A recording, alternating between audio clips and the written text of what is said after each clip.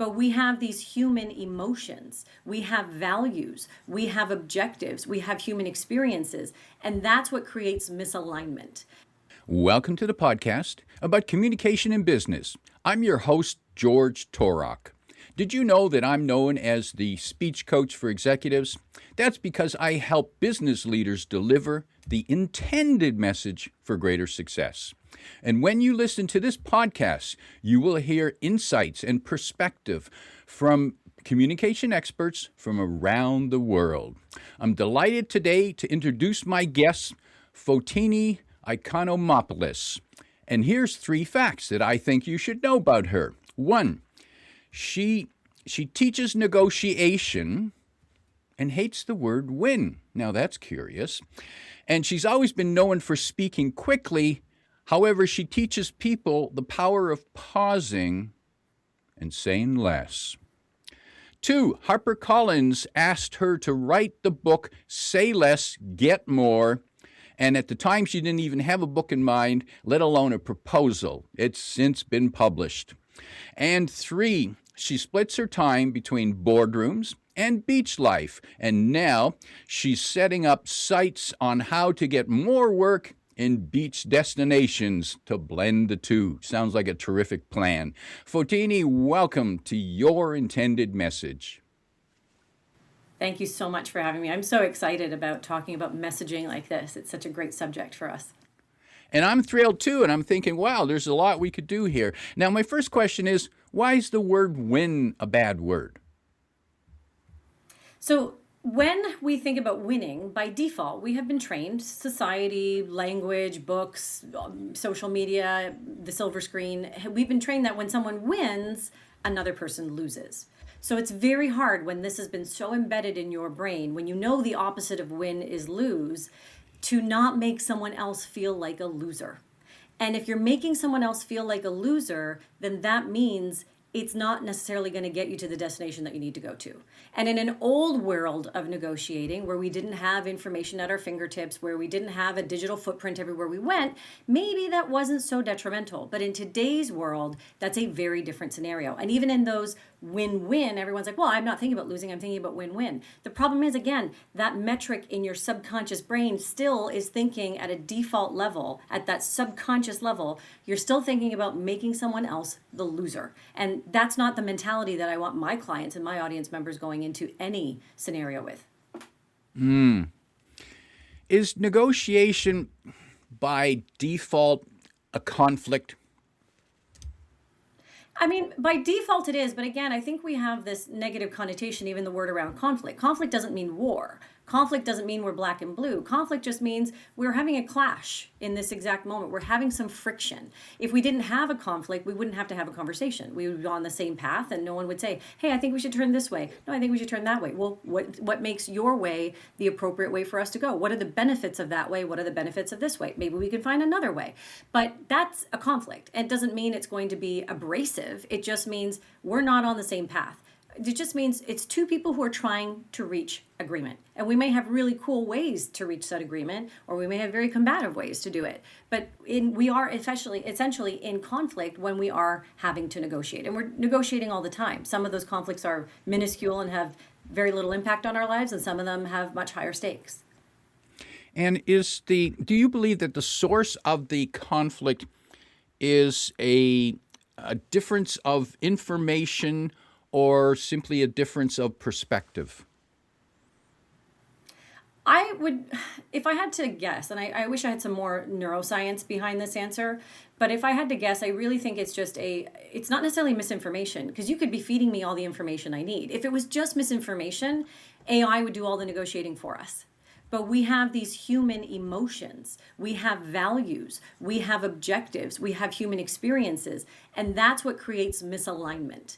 And so it could be, I know that information. It doesn't mean that's going to stop me from doing something that may be harmful to me in the long term. Like maybe it's smoking. We have all the information we need about how smoking kills, and yet there's still a lot of smokers in the world. So from that perspective, I don't think we can chalk things up to misinformation, though information can be a factor in many negotiations. So sometimes with my clients, I tell them, you've got to do an education campaign before you can start negotiating with anybody. So sometimes we do need to clean up information, but I don't think that's the source of most of the misalignment that we see. I think it's simply desires and needs, and more importantly, it's emotions that drive all of this.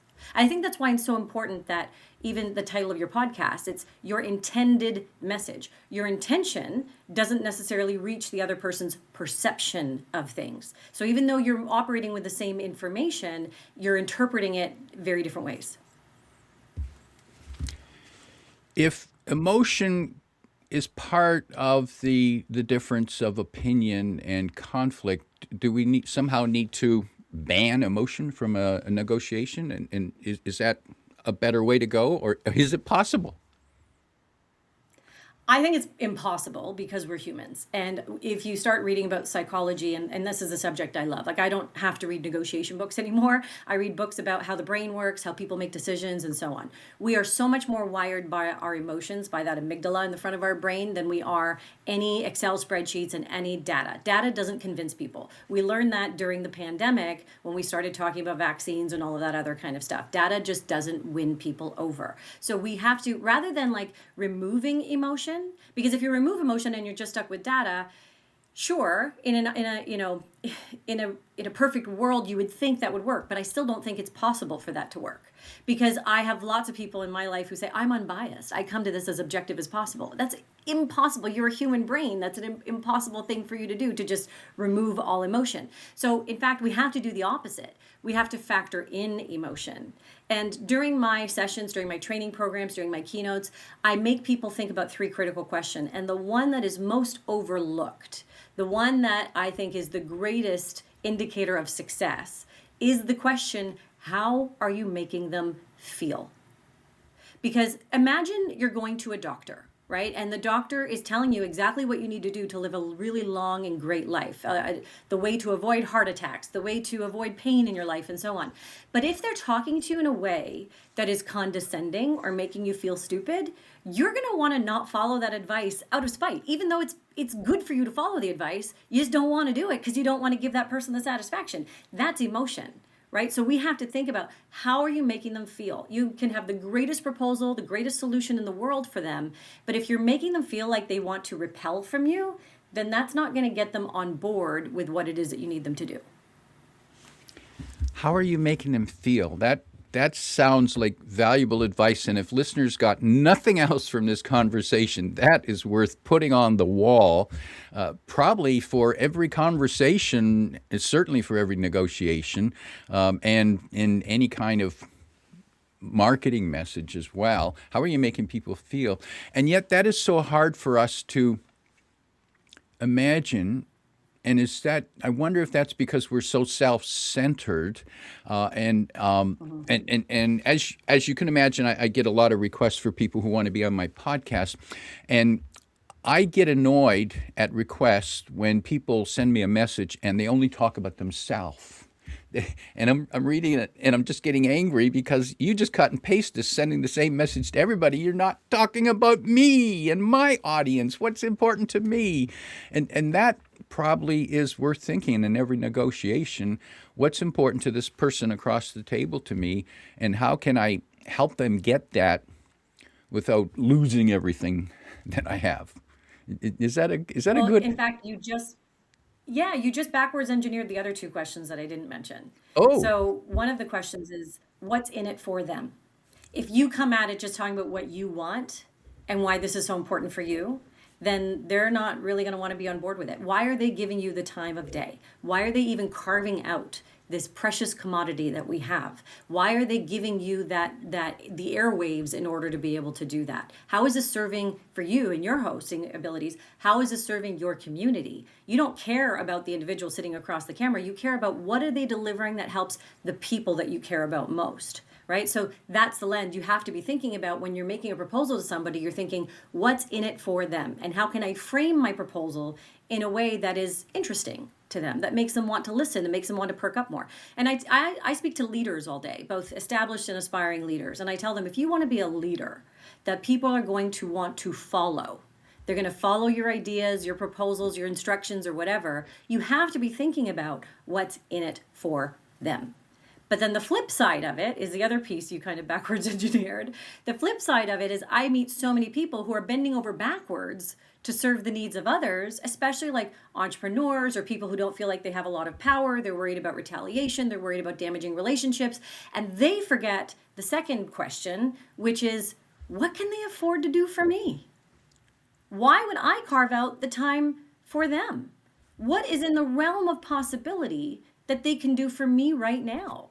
And you're not asking them to go bankrupt. You're not asking them to, end up divorced or do something illegal or unethical or misaligned with their values. You're just asking what's possible, right? What is in their ability to be able to do for me? So if you ask those two questions, you're going to have a much more balanced approach to making sure that no one walks away feeling pissed off, that no one walks away feeling ignored or resentful and so on. Because even you yourself, if you didn't think about what's in it for me, you could be walking out feeling resentful and not really understanding why.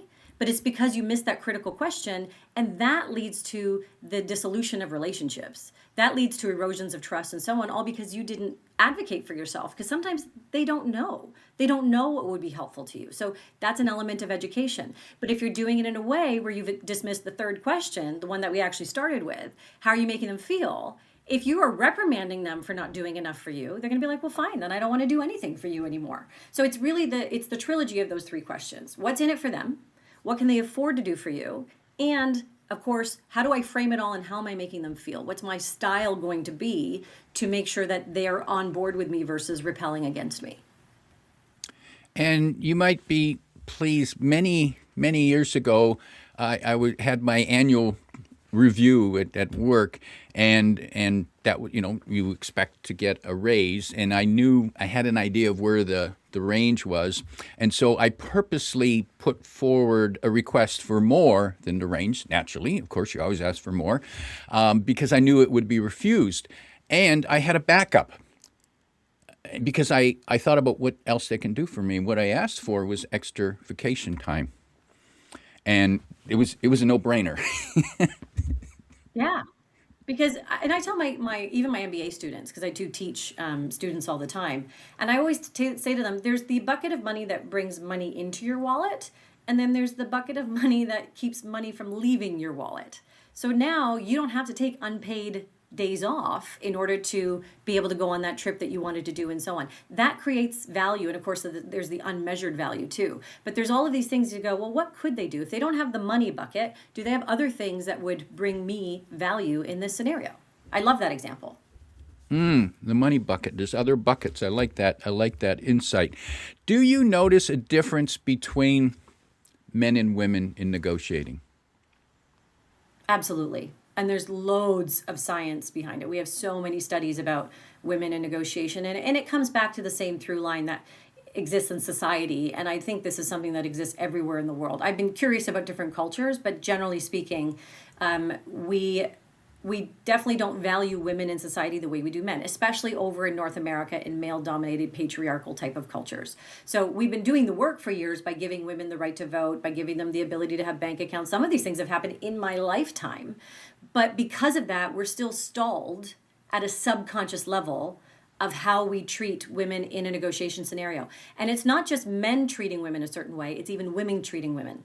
We're just not accustomed, because we have decades of, women being the quiet ones, the oppressed ones, and so on, because we have that still in our brains, and we have the, almost like the residual effects of that, even though that might not be what we grow up with today. We still do treat women differently for asking for what they deserve. We do still treat women differently for the same words coming out of their mouths as the same words coming out of somebody else's mouth. So we're just not receiving, again, it comes back to that intended message. We're not receiving it the same way when it comes from a different body versus what we're expecting. Our expectations are different of women than men. So unfortunately, we do have data that shows us that women are not as successful in negotiations. These days, it used to be that women weren't even trying to negotiate out of fear of retaliation, consequences, and so on. Today, we have women who are attempting it more than they did previously, but they're still not as successful as men, and that is just the whiplash of the systemic bias that exists in society. And what differences have you noticed in cultures around the world? You've visited 6 continents. You've worked with people around the world. Have you noticed real cultural differences on the attitude and approach to negotiation? Yeah, there's different default modes. And so like I teach international classes. Not only am I feet on ground in other countries, but my MBA students are very much international. I think only 30% of them are Canadian. And even those who are Canadian have exposure to a culture like I did. Like I grew up in a household with Greek immigrant parents. They had a very different way of handling conflict and negotiation than my Canadian friends' parents did.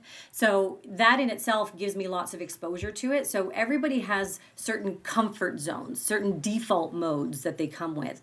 But we can't make the assumption that their default mode is what they're going to go into here. So for example, I get essays at the end of the semester when I teach full semester classes in my MBA class, and people tell me about where did they start as a negotiator and where do they finish. And I always get stories from my Indian students, because there's a massive influx of Indian students. We have a satellite campus in India at the School of Business where I teach.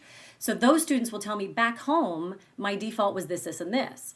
Here, I'm doing things a little bit differently and I'm having more success. Not because the default in their home was bad, it's just that it's received differently here. So they had to learn to adapt to who is sitting across from me right now. I can't just go into default mode. I have to press my mental pause button and figure out who is the individual, the culture, their background, and so on that I'm dealing with.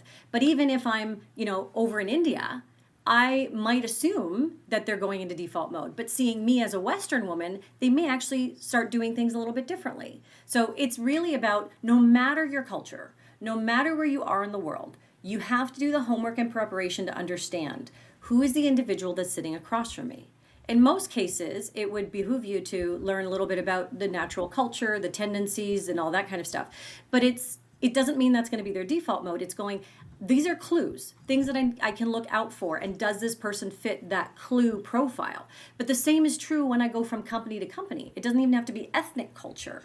It could be, one company culture is this, one company culture is that. We stay away from these types of words. We align with these types of values. So it's understanding what are the values and what are the patterns that are sitting across from you. So culture means more than just geography in this case. Culture means what is the lived experience and the default mode for the person who is sitting across from you. So the lesson that I'm taking, and tell me if I've got this right, is my approach in negotiating needs to adapt to who I might be negotiating with. Yeah, because it comes back to the answers of those questions. What's in it for them? And that might change depending on their geography, depending on the level of seniority that they're in an organization, depending on their company culture. And it's not about changing who you are. Like when we say adapt, I think people have a negative kind of a connotation with that too. Because I'm not asking you to change who you are as a person.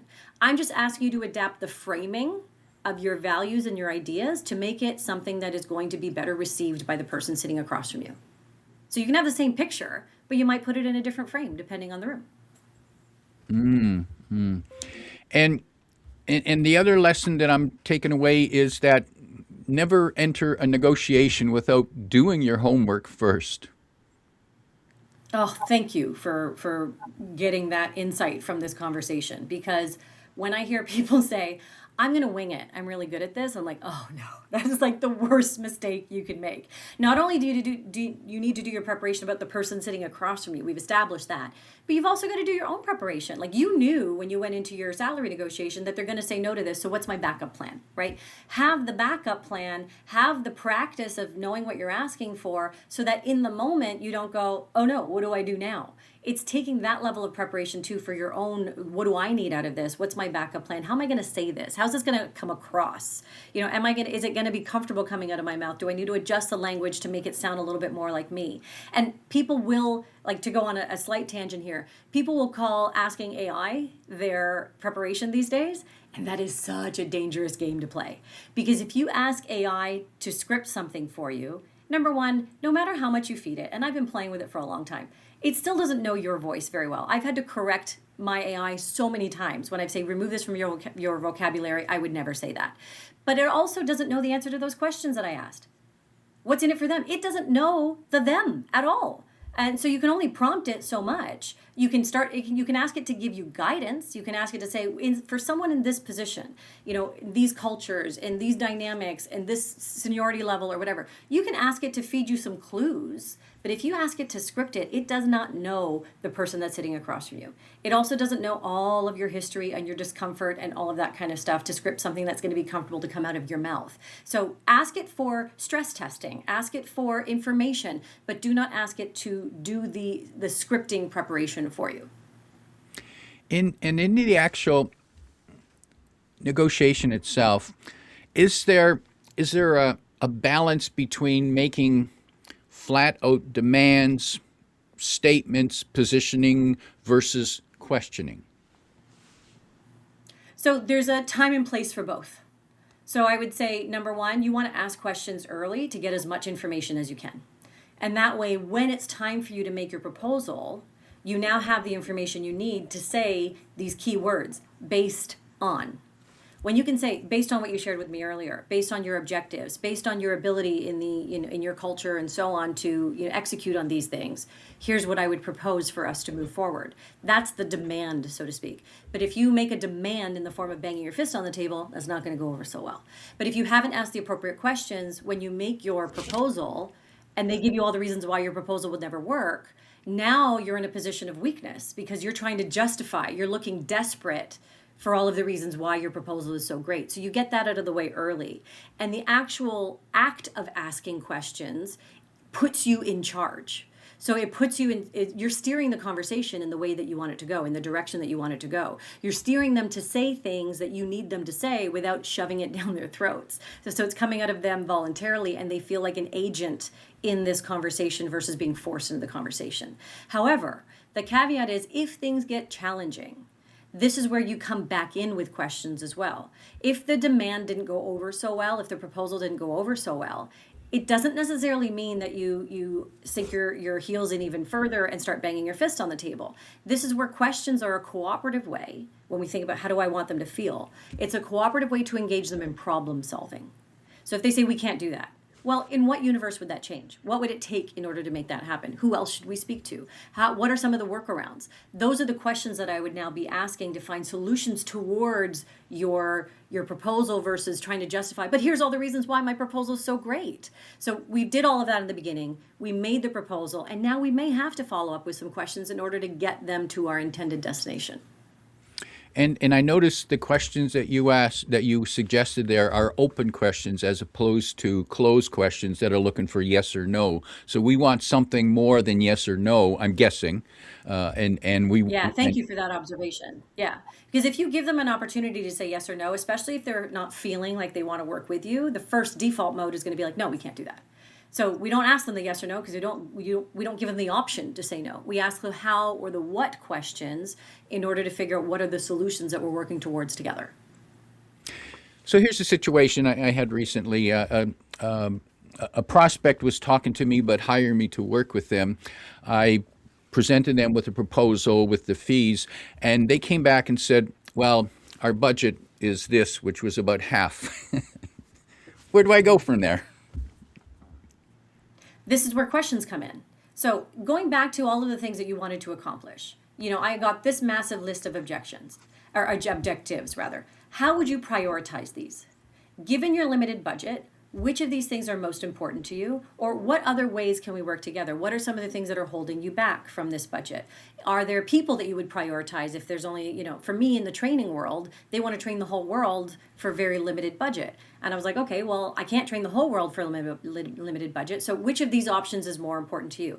Hitting every single one of these objectives or training more people? Like if we had to trade one of these two things off, which one would it be? And so when you can understand how they prioritize those things, you can come up with better solutions too. Sometimes they'll come to their own conclusion and go, you know what, that thing we said is maybe it's not so important. I'm not willing to pay for that. I definitely would weight this other objective much more than I would that other one. But the second you get an objection, that's not your default mode to shut things down. And it's not the default mode to just start discounting for the sake of discounting, because that's a mistake I often see people making.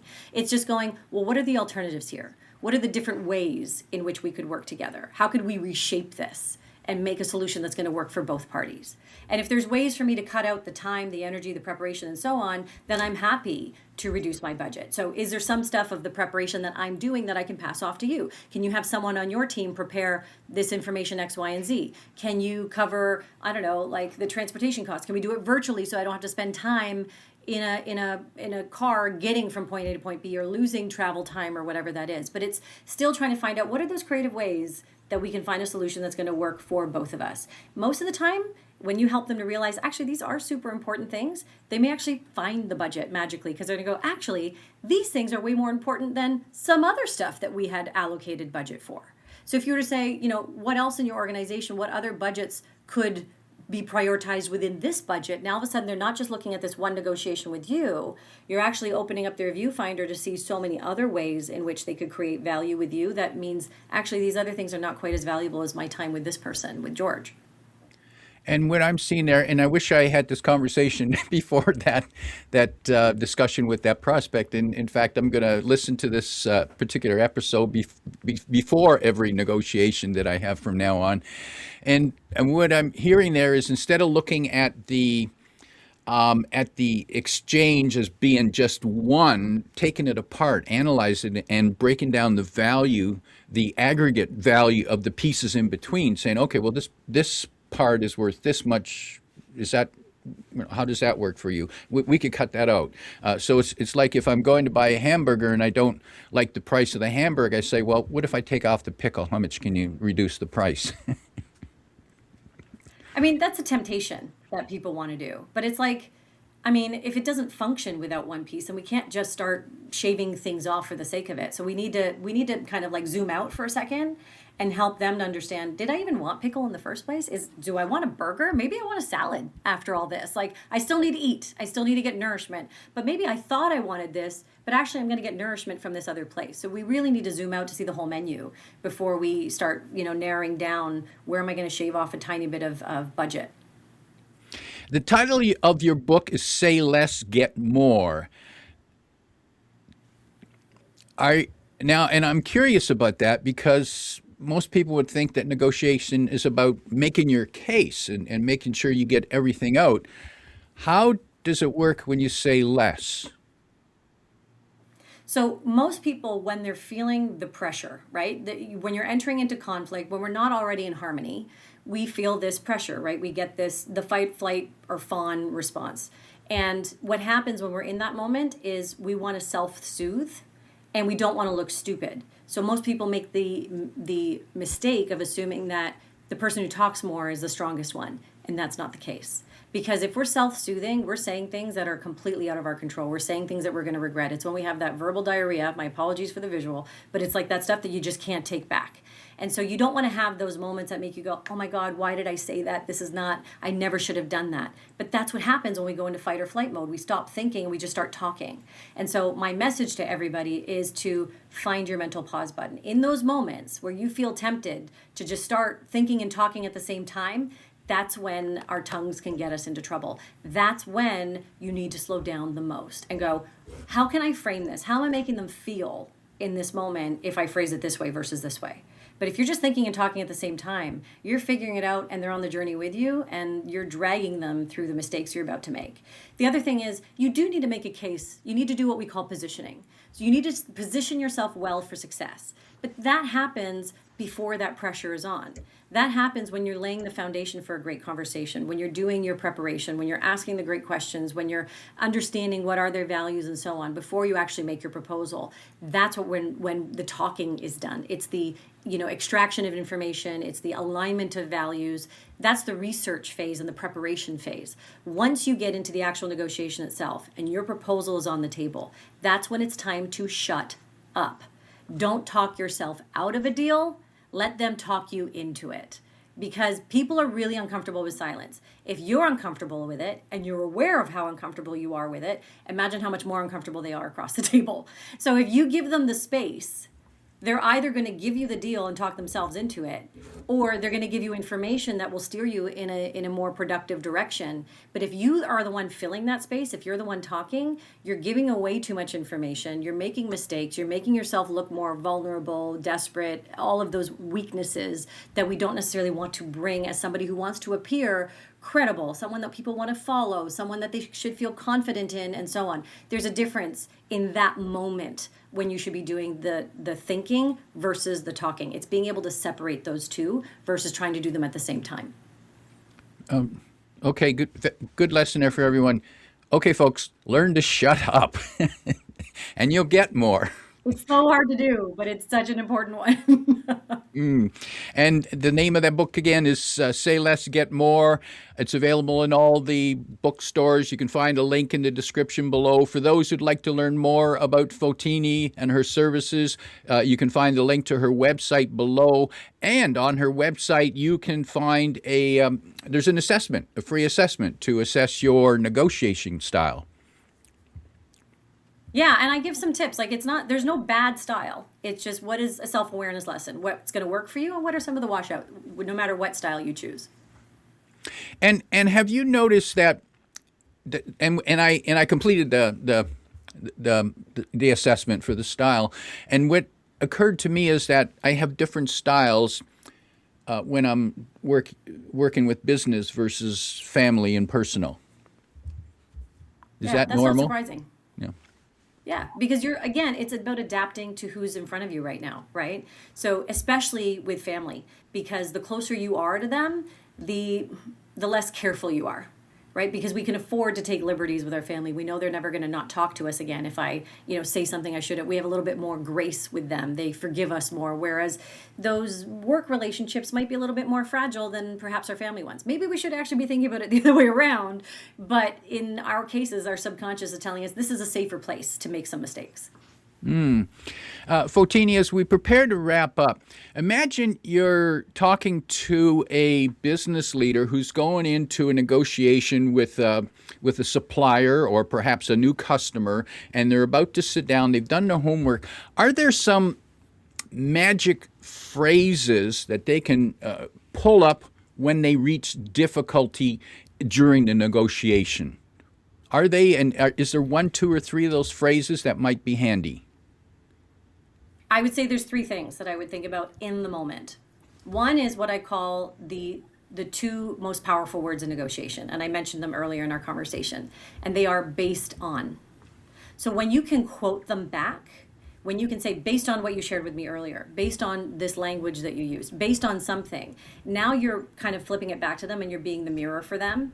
They're going to go, oh, I don't want to look stupid. So I want to be consistent with what I said earlier. So if that based on works in your favor, you want to make sure that you're using it. You're going to sound really credible, and you're going to be borrowing from them, which makes them more aligned to it in the first place. The other one is what we call the 4 magic words of negotiation. And that's when, if you're stuck, how do we create another trade, right? So if you're stuck on this budget thing, the 4 magic words create a collaborative way. So it's the how are you making them feel? You're making them feel like, okay, we're in this together. It's if you, then I. Look, if you can do this thing for me on reducing the amount of time I'm going to have to spend on your group, then I can reduce the budget for you on this. Or if you can get me a referral into another part of your business, then I can, do a little bit more for you on this one as soon as you write your testimonial for that. So it's just being able to trade value, making sure that you're both getting something out of it. And of course, the if you comes first. You got to take care of your needs first and then frame it as a gift of what you're going to give them. And then the last kind of language tool, so to speak, is ask a question. Under what conditions would that change? How could we make that work? So when things are getting stuck, ask a question. Your temptation is going to be to start talking. My advice is say less, ask a question to get them to start talking, to put the onus on them, the responsibility on them to start coming up with some solutions as well. Fabulous advice right there. Those are powerful tools that people need to take note of, and play this back and listen again. My guest today is Fotini Iconomopolous, reminding you that based on what we've said, you are now going to be a better negotiator. If you like what you heard, remember to like, comment, and share this podcast. Come back every week for more practical insights to help you deliver your intended message. I'm your host, George Torok.